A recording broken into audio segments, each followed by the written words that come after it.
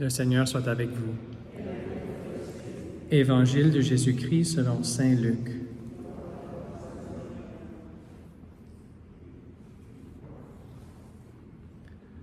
En ce temps-là, la mère et les frères de Jésus vinrent le trouver, mais ils ne pouvaient pas arriver jusqu'à lui à cause de la foule.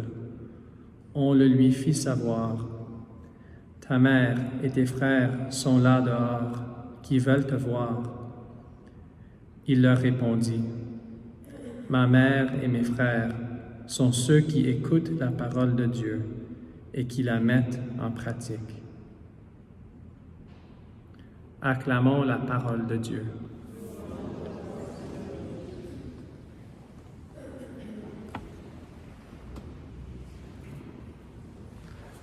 Mes frères et sœurs, aujourd'hui nous célébrons Saint Pio de Pietrelcina, ou connu sous le nom de Padre Pio, un très grand saint, même dans son vivant.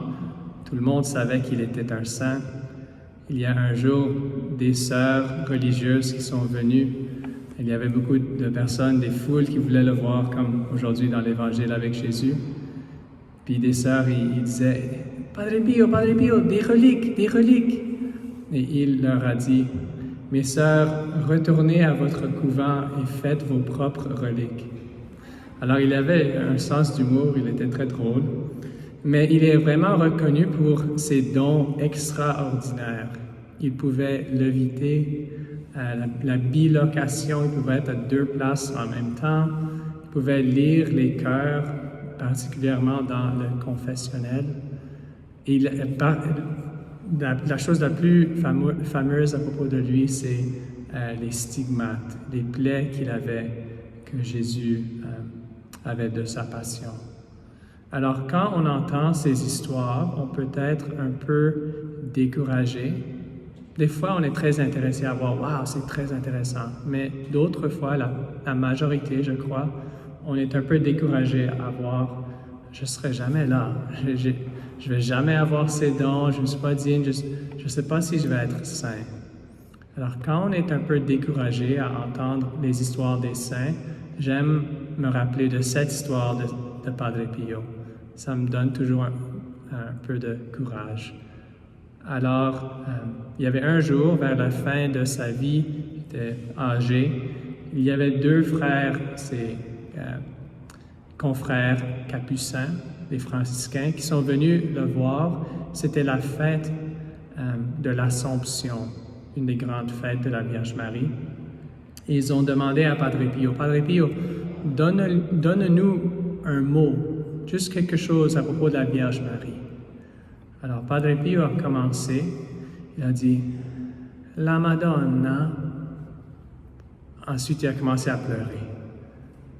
OK. Alors, il a repris ses forces. « La Madonna ». Puis de nouveau, il pleurait. OK. Après un bout de temps, il a pris ses forces. Finalement, avec toute son énergie, il a pu dire « La Madonna est la nostra mamma, est notre mère. » La Vierge Marie est notre mère. Ensuite, il pleurait tellement. Il n'y avait plus de force. Les deux frères étaient tellement émus. Ils ont dit « OK, c'est correct, tu ne dois plus parler, reste... » Puis ça, c'était la leçon, même s'il a pu parler pour 10 minutes et dire des belles choses à propos de la Vierge Marie, juste le fait qu'il a dit, c'est ça, la Vierge Marie, c'est notre mère, puis il était tellement ému même de ce fait qu'il pleurait, il n'avait plus la force de parler.